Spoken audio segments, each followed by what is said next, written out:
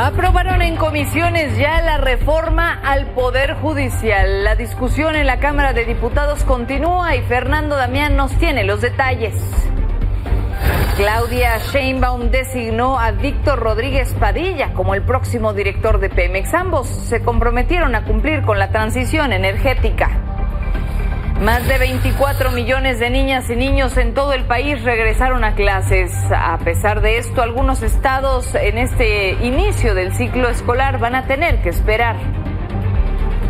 Y detuvieron al fundador de Telegram este fin de semana. Lo están investigando por permitir imágenes pedófilas en la aplicación.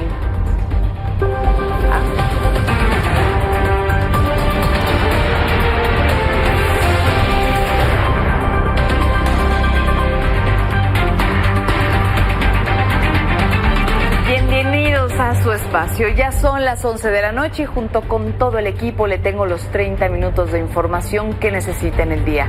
Mi nombre, ya lo sabes, Paola Barquet, y así arrancamos. ¿Usted está de acuerdo en que los jueces magistrados elijan? ¿Y por qué no va a suceder eso con los tribunales administrativos? Si también son jueces. ¿De los agrarios? No, porque los administrativos dependen del Ejecutivo, me va a decir usted. Y ahí, pues, ¿qué le digo? Muchas gracias, retiro mi pregunta.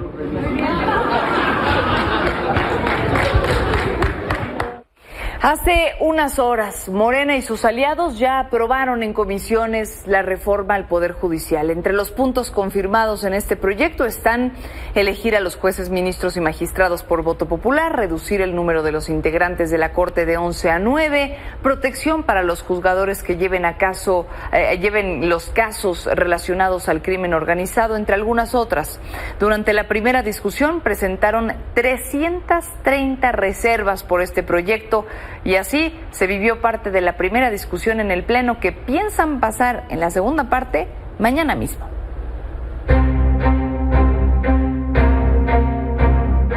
La primera ronda de orador está cerrada. Por favor, dele turno. Por favor, dele turno al primer orador en contra. Ya le dije que no, que la primera ronda está cerrada. Al llegar a las reservas podrá hablar la diputada. No me da el micrófono, no me da el uso de la palabra, no me voy a ir, presidente. Así me tenga que arrastrar en el salón de legisladores, no me voy a ir. Ahora seré yo quien haga uso de la voz. Si usted no me lo permite, lo voy a hacer de manera arbitraria, porque usted me está violentando. La narrativa del iniciante y del dictamen no corresponden al resultado que tendrá la supuesta reforma. 2. Lo que se propone no es ni democrático, ni justo, ni prudente. No lo puedo creer, Marquita. De veras cambiaste la Constitución, caray. Me cae que eres un símbolo. Aquí se indignan porque alguien dijo piña. Se indignan. Ah, pero López, tu presidente, aunque te pese, el compañero presidente, el que te arrolló en las urnas, el que te demuestra cómo se hace política, el que te pone un ejemplo de dignidad, de amor al pueblo, de servicio. En total, 22 votos a favor, 17 en contra y 0 abstenciones. Mayoría por la afirmativa, diputado presidente. Aprobado en lo general. Fernando Damián, estás en la Cámara de Diputados y nos vas a contar un poco cómo se han vivido estas últimas horas, que para algunos ha sido prácticamente, sí, en fast track entre hoy y ya mañana quieren pasarla de plano. Tu espacio, Fer. ¿Qué tal, Pau? Buenas noches, te saludo con mucho gusto. Pues déjame comentarte que ya está esta discusión en la recta final, incluso la Comisión de Puntos Constitucionales aquí en la Cámara de Diputados prevé pues aprobar ya en algunos momentos más, en lo general y en lo particular, la reforma al Poder Judicial. Está discutiéndose todavía la parte final de las 330 reservas que bien comentabas en la información, Pau, y bueno, mencionar una pues muy relevante que se admitió durante este debate y que consiste en incorporar la figura de los jueces sin rostro al texto constitucional, esto es, jueces en el anonimato para ocuparse de los casos relacionados contra el crimen organizado. Por la tarde, la Comisión de Puntos Constitucionales aprobó en lo general este proyecto, 22 votos de Morena, PT y Partido Verde a favor, 17 votos del PAN, PRI en contra. Y bueno, ¿qué sigue, Pau? Es de esperar que una vez que sea aprobado esta noche el dictamen, sea turnado a la mesa directiva de la Cámara de Diputados con la expectativa de que el próximo domingo 1 de septiembre, una vez iniciada la nueva legislatura con mayoría calificada de Morena, PT y Partido Verde, procedan a discutirla y a aprobarla ya en el Pleno y pues posteriormente hacer todo el recorrido por Senado y legislaturas locales tratándose de una reforma constitucional. Parte de lo que ha ocurrido y de lo que se espera en las próximas horas, Pau. Fer, entonces más o menos ahorita ¿cuánto le calculas por lo que le queda el proceso del día de hoy y mañana a qué hora retomarían? La ley de las constituciones. Mira, es de esperarse que antes de la medianoche estén ya votando en lo general y en lo particular este dictamen y con ello concluye el proceso. Ya mañana no habría convocatoria a la Comisión de Puntos Constitucionales. En un solo día, entonces, Fer Damián, es impresionante la celeridad que le han dado a esto y, por supuesto, tratándose de algo tan importante y tan a profundidad que va a quedar así plasmado en la Constitución. Pues vamos a estar muy atentos. Gracias, Fer. Hasta pronto, Pau. Muy buena noche. Buena noche. Y ya se imaginará que todo este proceso no se quedó sin una reacción, porque mientras todo eso pasa adentro de San Lázaro, afuera decenas de trabajadores, por no decir casi cientos de trabajadores del Poder Judicial, se manifestaron en contra de la reforma y marcharon hasta el Ángel de la Independencia. Ahí lo que siguen exigiendo es que se les escuche y se les considere para poder implementar estos cambios. Todos los que hoy estamos aquí, somos un todo. Trabajadoras y juzgadores, somos el Poder Judicial de la Federación y hablamos como defensores incansables de la independencia judicial. El Ejecutivo no puede ser legislador, los legisladores no pueden ser jueces. La independencia de los jueces es la garantía de que sus derechos serán protegidos cuando más lo necesiten.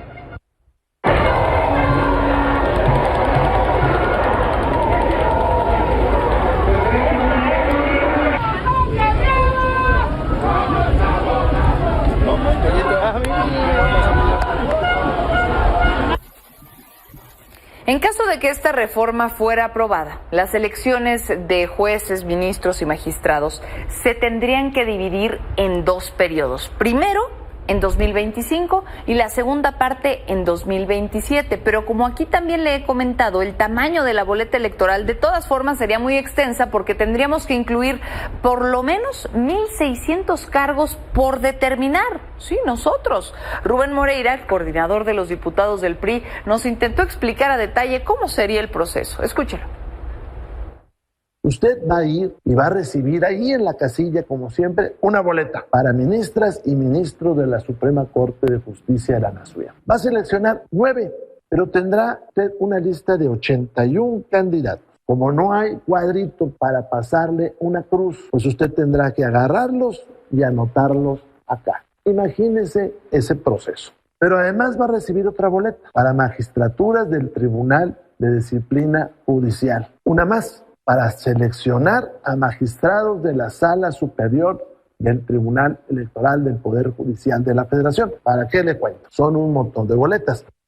Bueno, ahí tiene un intento de explicación de lo complejo que sería, evidentemente, esto no es secreto para nadie, un proceso de esta magnitud.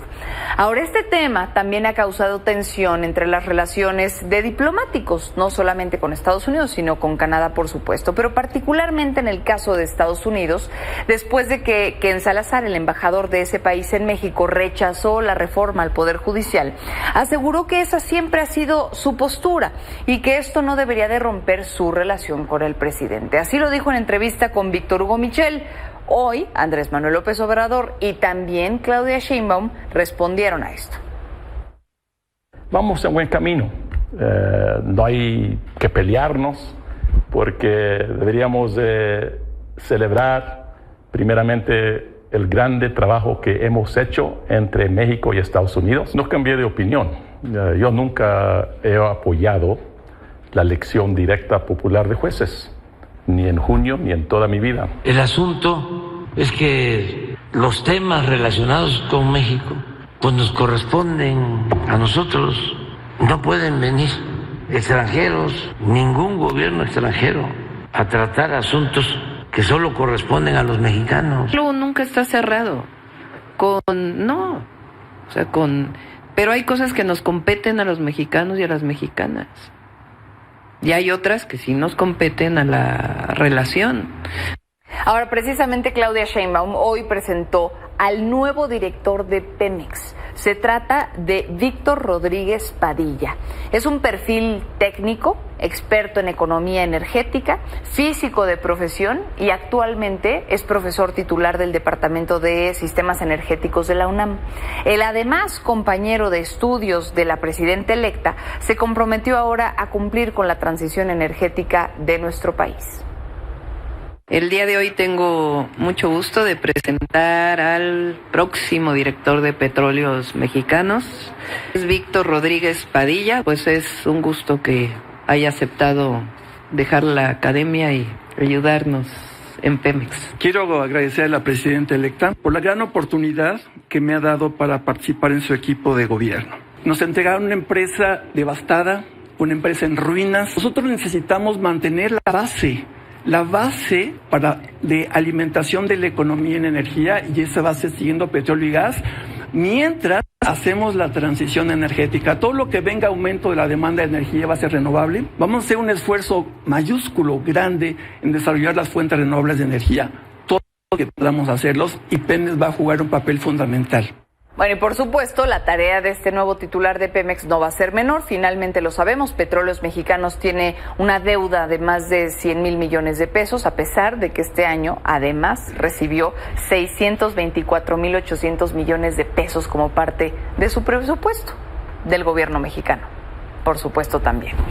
Ahora, hablando de la formación de este gobierno entrante, hoy inició la mesa de coordinación de la transición entre Luisa María Alcalde y Rosa Isela Rodríguez, es decir, las dos secretarias de Gobernación, la entrante y la saliente. Esto fue lo que dijeron al respecto.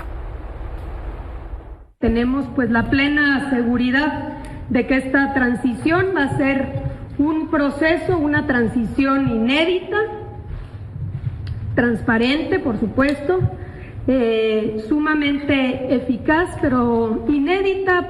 Tenemos la responsabilidad de mantener la operación de todas las áreas del gobierno y estaremos atentos para que no se paralice la prestación de los servicios o la atención a la ciudadanía. Bien, vamos a otros temas. En este espacio le informé sobre las elecciones que se tuvieron que hacer de forma extraordinaria en 3 municipios de Chiapas después de que se suspendieron las ordinarias de junio por la violencia. Bueno, ayer el Instituto Electoral del Estado pudo llevarlas a cabo, pero solo en 2 de estos municipios, en Chicomucelo y en Capitán Luis Ángel Vidal.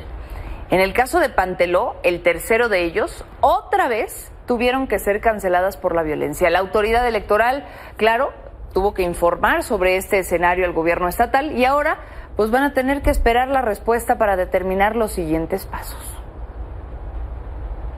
Precisamente en Chiapas, este fin de semana, se volvió a evidenciar esa violencia de la que le hablo, esa inseguridad que no les permite ni siquiera votar en el estado. 2 grupos criminales se enfrentaron en el centro del municipio de Benemérito de las Américas. Los disparos se prolongaron al menos por más de media hora, pero afortunadamente no se reportaron lesionados o fallecidos. Y justamente ahí, apenas la semana pasada, en ese mismo municipio, fueron localizados 3 cuerpos sin vida y con huellas de tortura.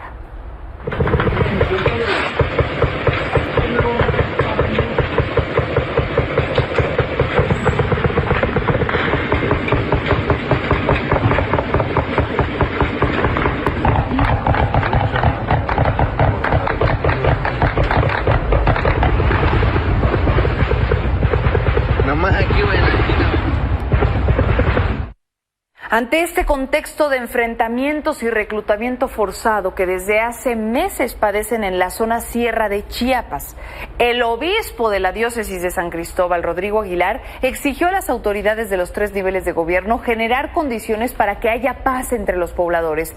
Recordó que después de reunirse en Panamá con obispos de Canadá, de Estados Unidos, de Centroamérica, decidieron los obispos levantar la voz y agregó que el 8 de septiembre van a iniciar en todas las parroquias de Tuxtla Gutiérrez un acopio masivo de víveres para los desplazados por la violencia.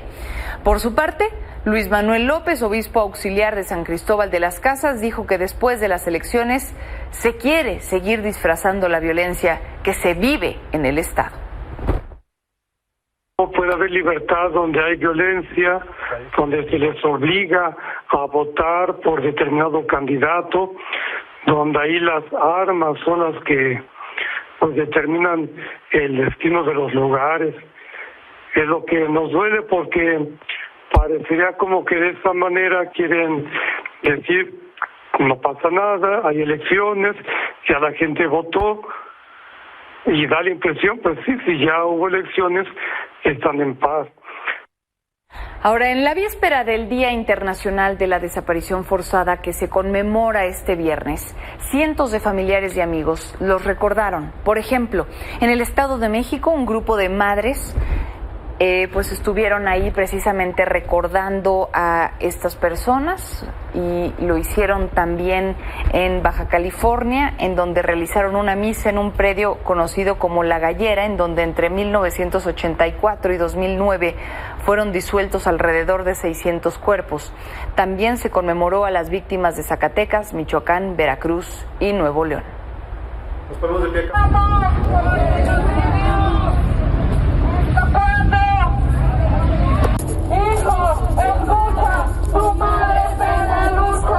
Nosotros no solamente pedimos por las familias del colectivo, sino pedimos por el pronto regreso de las personas, de todas las personas que están desaparecidas en el estado y en todos lados del mundo.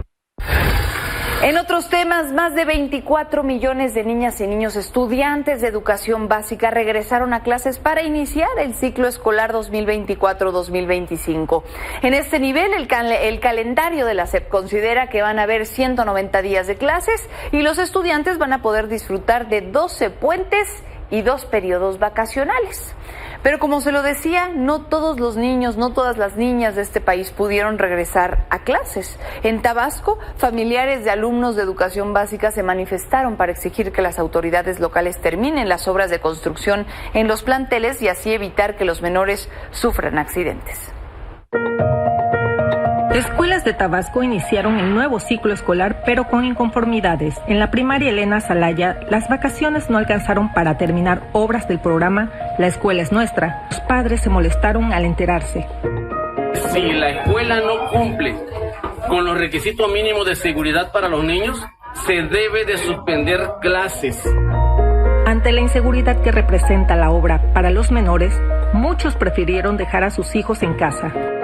A mis hijos no los voy a arriesgar a un accidente. ¿Cuántos accidentes no han pasado? Lo que acordó la directora es que viniese únicamente la mitad de alumnado el día de hoy y la otra mitad el día el miércoles y la otra mitad sería el martes y el jueves. Pero quienes van solo toman clases de 8 a 10 de la mañana, por lo que los afectados sugieren que mejor den clases en línea. Sí, en pandemia estuvimos 1 año y medio en línea. ¿Por qué los maestros no dan las clases en línea lo que es un mes nada más, lo que se terminan los años? Pero el comité de padres encargados de vigilar la obra afirman que no hay ningún riesgo. Aquí no hay ningún riesgo. Mire, si se da cuenta, nosotros, padre de familia, comité, puso todas estas bolsas negras. El ingeniero se negó porque dijo que no había necesidad. Mientras tanto, 360 estudiantes utilizan un baño improvisado. Otra escuela con problemas es la secundaria Rafael Concha Linares, donde hacen falta docentes. En este momento tenemos solamente un cambio por actividad, que es el maestro de inglés, el maestro Federico, un cambio por actividad que pasó, y también el maestro Ramilla, que es de física, porque él tiene licencia médica. Además, la secundaria no tiene directora, pues los maestros del plantel pidieron a la SEP cambiarla. Desde Tabasco, para Milenio Noticias, Liliana Collado.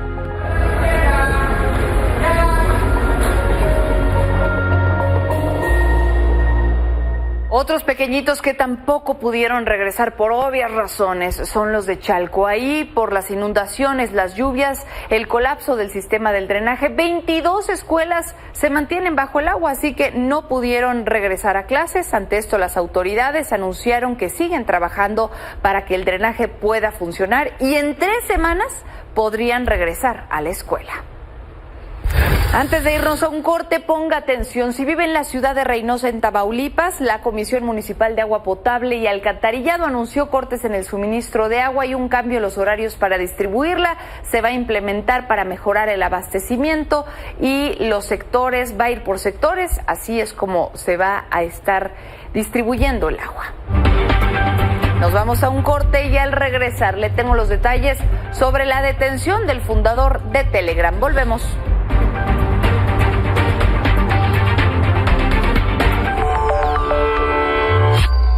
Así que vamos a temas del mundo. Pavel Durov, fundador de Telegram, como se lo hemos platicado aquí, fue detenido en Francia por permitir actividades delictivas en su plataforma y violar las leyes de la Unión Europea que exige a las aplicaciones moderar sus servicios digitales.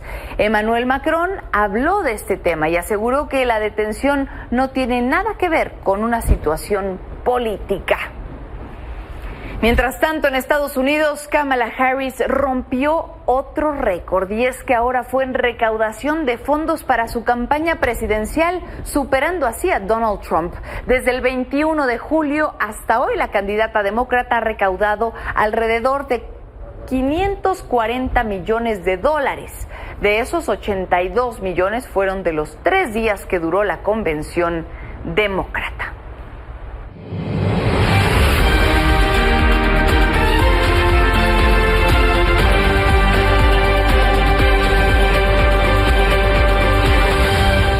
Víctor Hugo Michel, ¿qué vamos a poder leer mañana en el impreso? Siempre tu espacio.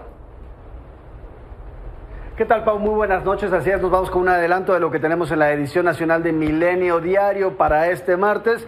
Y primero arranco con una nota que los invito a leer, realmente muy interesante, una entrevista que le hizo nuestro compañero Óscar Valderas a Francisco Labastida Ochoa, ex candidato presidencial del PRI, pero en esta ocasión la parte que nos interesa es su función como ex gobernador de Sinaloa, porque Óscar Valderas platicó con él, con Labastida Ochoa, que le contó cómo fue cuando llega él al gobierno de Sinaloa, su interacción, el darse cuenta de que uno de los personajes que estaba empezando a ascender al poder en el crimen organizado local era nada más y nada menos que el Mayo Zambada. Nos cuenta historias como incluso el día en el que le balearon el coche, en el que le mandaron un mensaje, en el que también el Mossad israelí vino aquí a Sinaloa a hacer todo un análisis de la situación de seguridad y le dijo: señor gobernador, la situación aquí es muy peligrosa. Parte de lo que tenemos que leer en esa entrevista de Óscar Valderas, que en verdad, como te decía, Pau, vale la pena echarle ojo para entender el origen de muchas cosas que siguen pasando allá en esa entidad del país. Y por supuesto también los invito a leer parte de esta cobertura que le estamos dando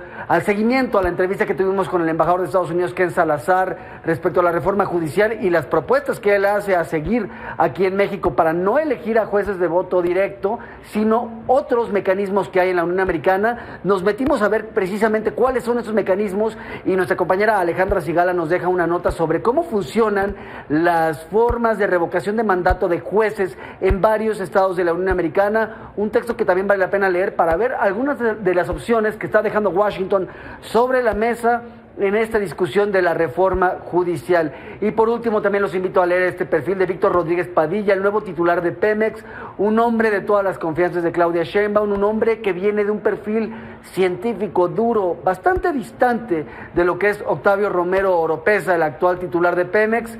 Hay que leerlo para ver por dónde se puede estar moviendo Petróleos Mexicanos en el próximo sexenio.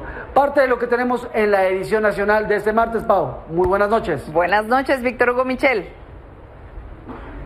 Y para irnos bien y de buenas, para reconocer la labor de los maestros, Pedro Bisaín, un maestro de primaria en Jalisco, creó canciones con las que enseña a los pequeños que el acoso es un delito. El apodado Maestro Miel aborda otros temas como el bullying, la importancia de las emociones y la autoestima. Gracias por acompañarme, nos vemos mañana, descansen.